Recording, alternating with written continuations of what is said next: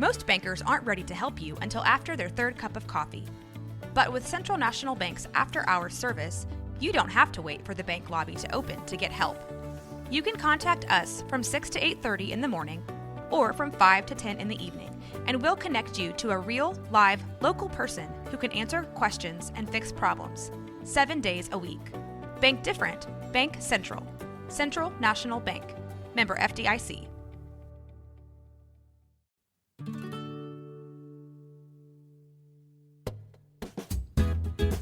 Welcome to Women's Hoops and Talks, the What podcast, where we are elevating the voice of women in basketball. I'm Tara.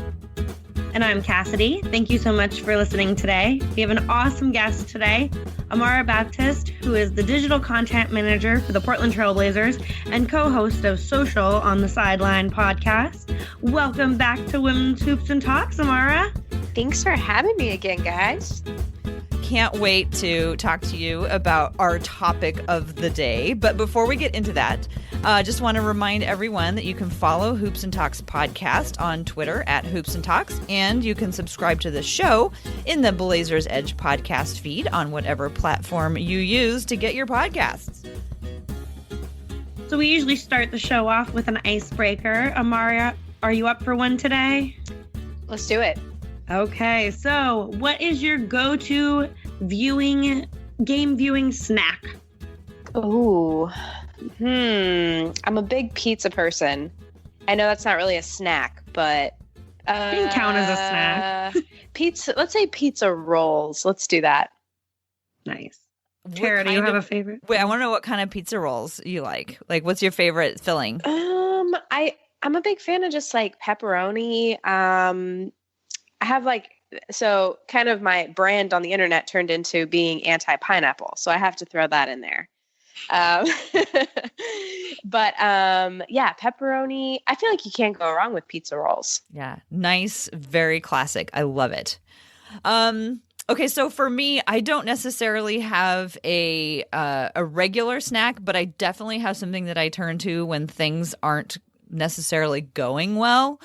When the team is struggling, I tend to really want cookies, want cookies. And I'm not quite sure when we're going to be posting this one, but just for a time frame reference, we're recording this the day after CJ got hurt, and I happened to be making like a massive batch of snickerdoodles last night, so I just dove right into the straight cookie dough. It was sad. It was so sad for CJ, and also sad that I had all that snickerdoodle cookie dough that I could just like destroy. I wish you would have been able to send us some in San Antonio. I could have used some of that. Oh, I wish. If I could have, I totally would have. But yeah, I don't really have like a set one. How about you, Cassidy?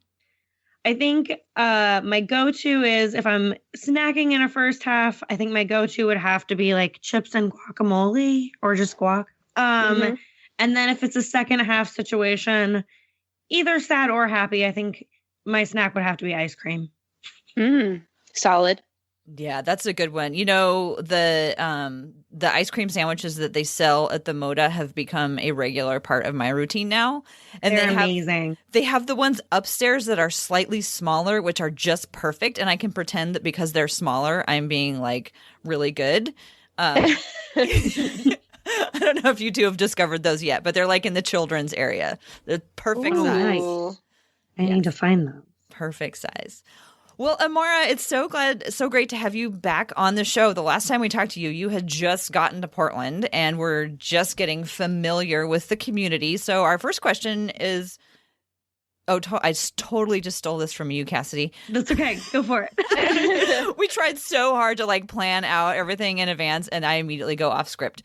Anyway, so how's your first year going with the Blazers, Amara? It is going great. I'm absolutely loving it. I'm not just saying that. I really, really am enjoying it. The team has been so amazing to work with. Like all the guys it's just been so easy. You know, I mean, it's not often that you have a superstar like Dame and CJ, and it's been really, really fun. I love Portland. It's really beautiful outside today. It's like 65 and sunny, and Yeah, I'm having a blast.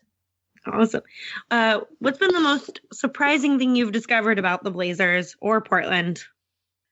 Well, I mean, when I got here, I think it was in May. So, I heard, oh, it's just going to rain like every single day. It's going to be so depressing. You're going to get like seasonal depression or whatever. And I, actually like this summer from probably May to even like October, it was gorgeous outside. I mean, it was a perfect summer. And I was like, everybody lied to me. This is beautiful. And when it rains, it doesn't really rain hard. It's just like kind of overcast, and everybody was being dramatic is my point. I love it. So I think one of the most fun parts of this season watching on social media has been that 7-game road trip. And I'm wondering, what was that like for you? Oh my gosh. Well, so we, Dame, Seth, Brooke, and then our PR team went straight from All-Star to Brooklyn, which was where we started the 7-game trip. So it was really long. I think it ended up being like a 21-day on the road. So it was pretty brutal as far as, just travel, but it was so fun. I mean, we finished 5-2. I would have loved to have gotten that game in Memphis, but I was so mad. But it was really, really fun. I think it was like a good bonding experience for everybody because you're just with them so much. And I felt like we got some really good content. So it was fun. I'm glad it's over, but it was fun. In a really long road trip like that, do they tell you in advance like what some of the planned activities are going to be like along the way? Like, is there somebody who like travel coordinates some of the, not basketball related stops and trips that y'all make? Like they're on the latest road trip, y'all were just, or the whole team just went and did yoga together. Like, is there somebody who plans all of that? Yeah, I think it kind of depends on the activity. So in Memphis, we knew that we were going to go to the Civil Rights Museum. So that was like, planned on the off day. We were not going to have practice and we were going to go to the Civil Rights Museum. But I think the yoga thing was more of a, the training staff kind of was like, hey, there's a hot yoga place. Like, let's do a team bonding and go to yoga. So we get an itinerary that's, kind of an outline of approximately like practices and shoot arounds and timing and stuff. But, as you guys know, it's kind of more of just like play it by ear when we get there. Well, one of the things that you've done that Cassidy and I in our wildest dreams are not there yet, and that is to visit so many of the NBA arenas. And last year when there was that story about, what was going on in the Staples Center, of the secret tunnels between the locker rooms and stuff, it struck me that like, I don't really know anything about other arenas. So we wanted to talk to an expert, somebody who'd been to at least, if not all of them, at least most of them. So the first question that I have on that topic is, are all NBA arenas pretty much alike, or do they have their own like personalities?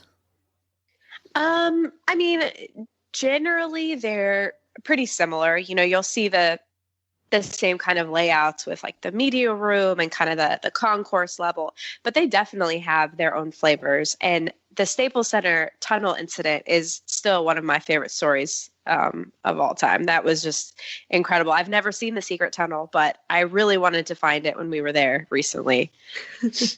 Do you have certain arenas that you really look forward to going to? Yeah. I really like Toronto's arena. It's got a different vibe. Obviously it's in Canada, but it's I'm a big fan of the Drake court and the Drake ambiance. So I really enjoy going there. And what's actually cool about Toronto, they have a Canadian flag that they put over a section of the crowd, and like they're underneath it kind of holding it up and it's moving. So it kind of goes around the crowd. I think soccer does that as well, but I've never seen that in an NBA arena. So that's kind of a cool thing that happens there. I do love Staples Center. I obviously grew up in LA, so Staples Center is, I have a lot of great memories there. And let's see what else. Detroit's new arena is beautiful. It's Little Caesars, I think. So But I also judge an arena on its Wi-Fi capacity. That's a big one for me. So, my rankings kind of really depend on how good your Wi-Fi is. Because yeah, I bet you're like dead in the water if you. Yeah. Have you ever had experiences where you couldn't post messages or anything like that? Yes. So actually, Phoenix, and I mean, they will be the first ones to admit this, so I'm not talking bad about them, but their arena is, I think it's one of the older ones in the league, but their Wi-Fi is like non-existent. They just don't have Wi-Fi. So my first year going there with Memphis, I had no idea that was a thing, and I didn't ask for Ethernet, so you can do wireless internet. And I went to post a video and I couldn't do anything. My computer wouldn't even refresh. And I was like, so what now? I couldn't do anything. So I was just panicked for, about 10 minutes and then finally asked somebody for wireless internet. But yeah, I want to say, obviously I love Moda. I've always loved Moda. Feel like the fan experience and like just how loud Blazers fans are, it's a really fun experience. I'm looking forward to playoffs because I bet it's complete chaos. Yeah, it's madness. I love it. Which arenas have like the best snacks and amenities for people like in your position who are, working there all day and you have to, or do they even provide? I figure provide snacks for everybody, but maybe I'm assuming something that doesn't actually happen. Well, yeah. So every arena has a media dining area. I would say Detroit probably has the best food because they have like a whole pizza bar kind of situation, which I was really into. And then they have, the food of the day or whatever. But let's see, what else? Barclays was really nice. They had some good food and they had black and white cookies, which I don't know if you've ever had those, but they are delicious. Are they the ones that have like frosting on them? Yeah, it's like half black, half white. And it's like the frosting and a cake kind of thing. It was so good. So Brooklyn skyrocketed just for that. What else? Oh, Staples Center. This is big. At halftime, they have a Fro-yo machine. And at halftime, you can go in and get soft serve. And they have like a little ice cream bar. So big fan of that. Nice. Do they have like toppings and stuff? Oh, yeah. Yep. Oh, yeah, that's awesome. Wonderful. It's a little dangerous, but it's delicious. Are there any arenas that you're less excited to visit? So on the food topic, we actually just went to New Orleans and I was really disappointed in their media dining. It was not good. It was like, I mean, you'd think New Orleans is such a foodie city. Yeah, it wasn't just like rum and beignets. No, that would have been perfect. Would have loved that. But it was like peas, which I'm not a huge pea fan in general. It was like peas and some shrimp pasta that did not look great and like a baked potato. Wow. I was really disappointed. Just like I had a big bowl of peas. Yeah, it was not great. Let's see. Does all the media eat from like the same room, or do you think like the New Orleans media had like this really nice spread, or like the Pelicans? That's where they hide the beignets. Yeah, I know. Maybe it's a buffet. Conspiracy. I think it's usually everybody, I would assume, but I mean, and Moda has great media dining in comparison to a lot of the arenas. So thank you, Moda, because that's where I spend a lot of my time. Good to know they're taking care of folks. Well, like there's been, I remember reading books about, back in the old days, that like the Boston Garden was like really hostile and like a really hard place for the visiting team. or like, the New York has a reputation for being really tough on like visiting fans or anything. Are there any places that still have that reputation, or are we in a day where like everybody gets along great and it's just fine? I would say Philly was pretty vocal. So we played there on that last trip, and it was like an early game. And the media seating in Philly is kind of, they have great media seating, but it's like kind of in the middle of fans. And when the Blazers went on that huge run and Philly was down by like 10, their fans were booing their own team. And I was like, what? Like this, I mean, I know that they're not awake right now, but like, geez. And they were, yelling like, so-and-so, you suck, like, but not at us, at their own team. And I thought that was really weird. I was like, that's aggressive. But I don't really know. Memphis is a pretty tough place to play. I feel like their fans are pretty vocal. I'm trying to think. Most of the time, though, it's pretty. People are nice, and I haven't heard of anything. I do love Boston. I will say the environment there was really good. So I'm always interested to see when I'm watching the local broadcast where everybody's kind of seated in various arenas, and I'm kind of wondering, where are you when you're at away games? Yeah, it depends. Let's see. I'm trying to think. The best media seating used to be Oklahoma City, because they put the visiting team right behind the scorer's table. So I could get like really good stuff during the game or whatever. And now they moved media to a little bit higher. Portland, we are in, I should know what section we're in, 113 maybe. So we have like a kind of overall view of the court, which is nice. Mm-hmm. Trying to think. Memphis has great media seating. They're right behind the broadcast. And then it just kind of depends. Some are super high up, which, Milwaukee. Oh my goodness. Okay. So we went to Milwaukee this year, and I don't know what possessed me. I've never been to that arena, and I don't know why I was wearing a dress, because it was freezing outside, number one.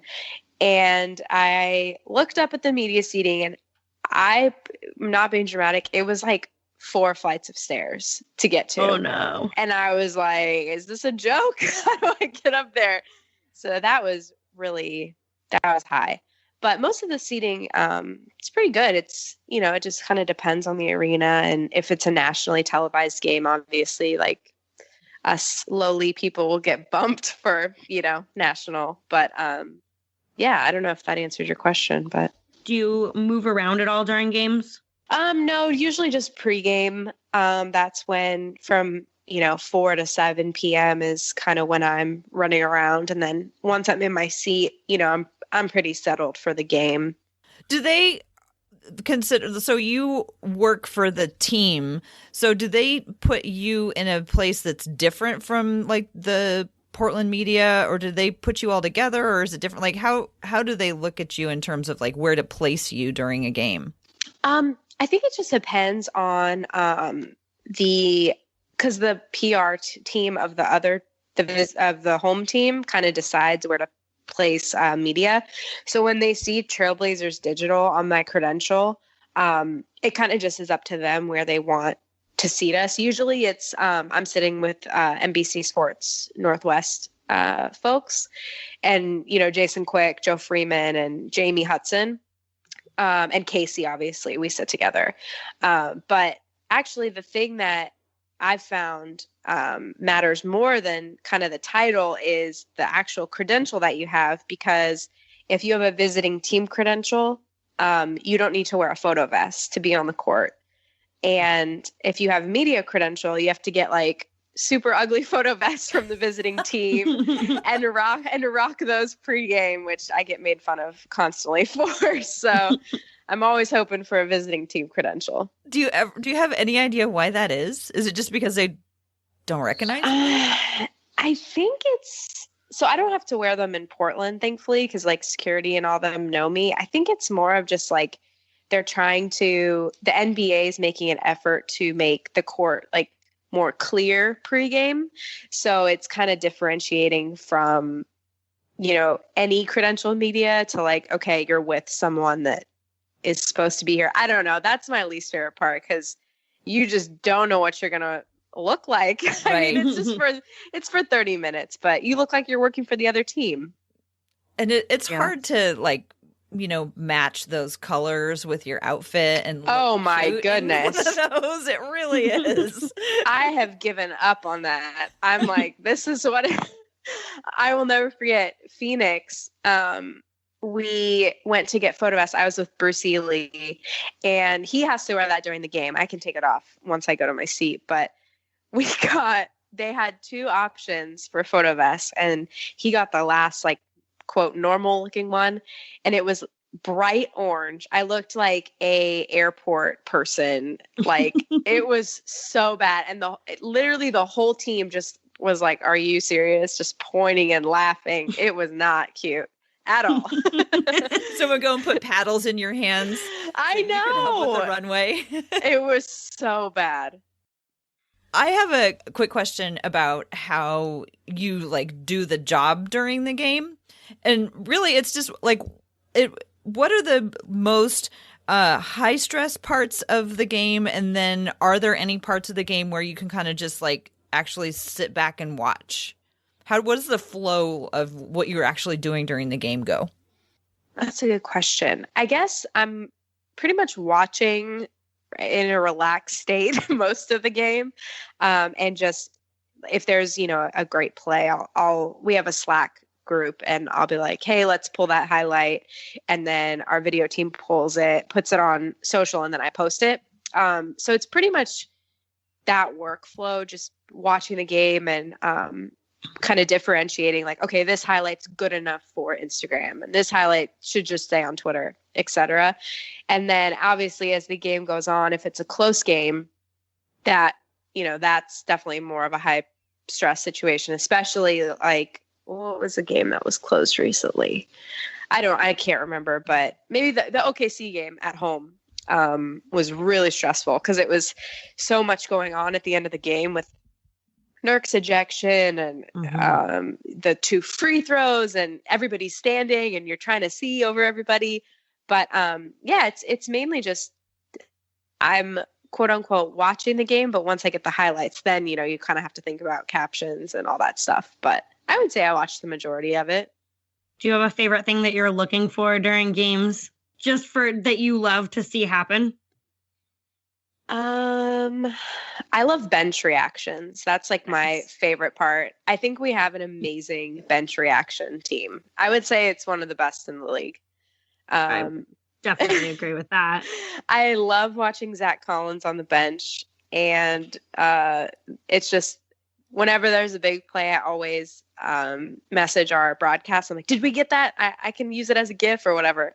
Like I will never forget. I think it must have been a CJ crossover when Zach fell on the floor. Yeah, that was amazing. That still is such a highlight to me. So I usually look for that or just reactions in the game, flexing. So I can use that for videos or GIFs later on.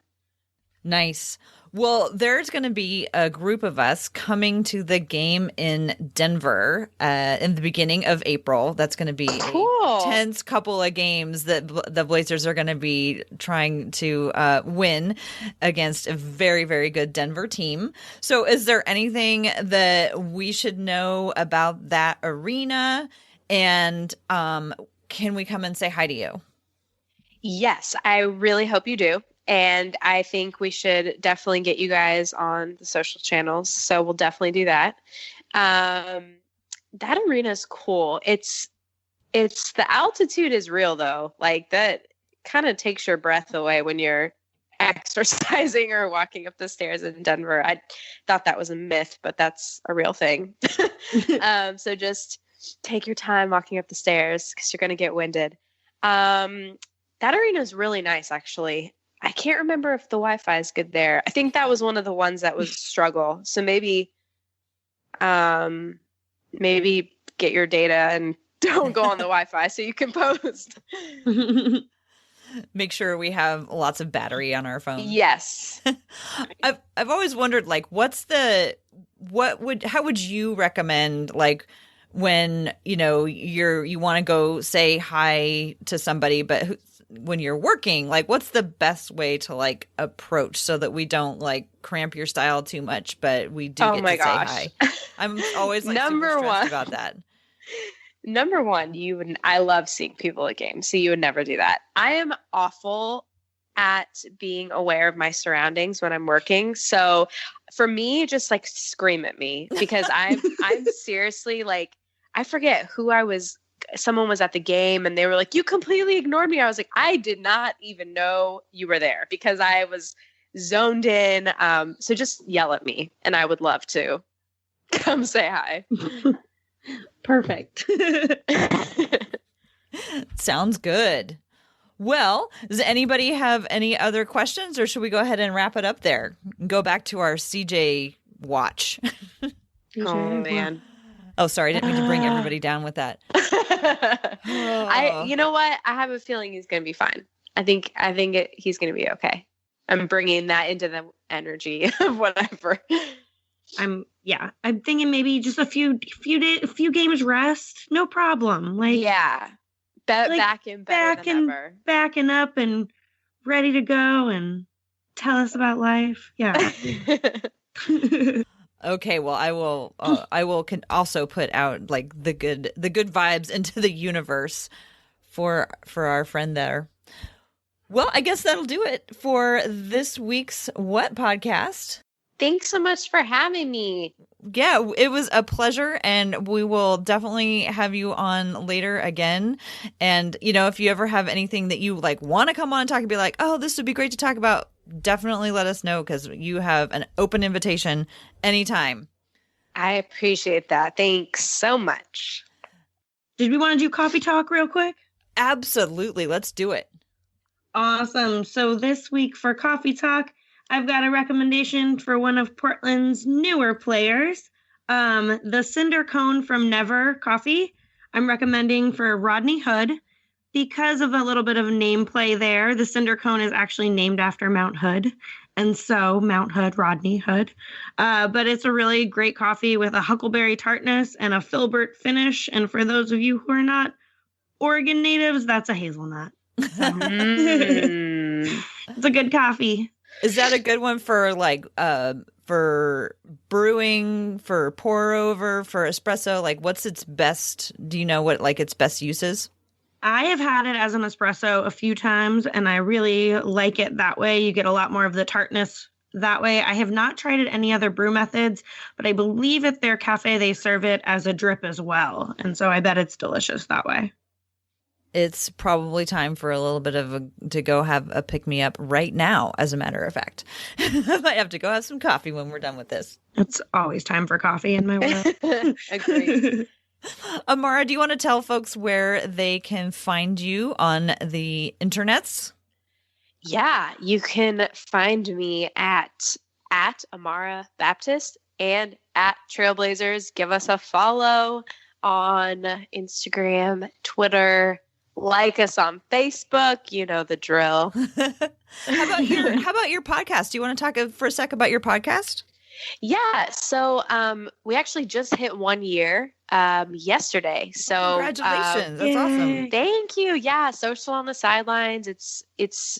I've loved the conversations. We bring on people in the industry, working in sports and, obviously focusing on social media. And we're recording one today, actually, with the digital content manager for the Atlanta Hawks. So be on the lookout for that one. And we have a great time, and hopefully it helps people. Very cool. Awesome. So that will do us for this week's What Podcast. Thank you so much for listening. You can find us on Twitter at Hoops and Talks. You can find me at Cassidy Gemmet, CassidyGemmet. And Tara is at TCB Biggs, TCBB IGGS. I'm like, so many double letters. I know. It's like now that I have to say it, it's like the worst idea ever. That is like a terrible name, but like I can't change it now, right? I'd have to start from scratch if I started. There's no turning back. TCBBIGGS. Yeah. And make sure you're following the Trailblazers and Amara. And if you want to get a hold of us, you can also email us hoopsandtalks@gmail.com. I'm still waiting to get that first email. I cannot wait to get it. So somebody please email us. Tell us what you think about the podcast. Suggest people that we should talk to. There's tons of women out there who have lots to say about basketball, and we want to talk to you. So please let us know. And finally, if you like what you are hearing, you can subscribe to the podcast in the Blazers Edge podcast feed. The What podcast will be in your feed every Thursdays. Yes, that is right. We are going weekly. We're going to try to do it every week as much as we can, at least through the end of the season. Cross our fingers that we can do that. We'll do it as best we can because we already, we do have other jobs and lives that we have to do. But we're gonna try to do it weekly because there's just so many people that we need to talk to. So thanks for joining us, and we will catch you next week. Thank you. Bye-bye.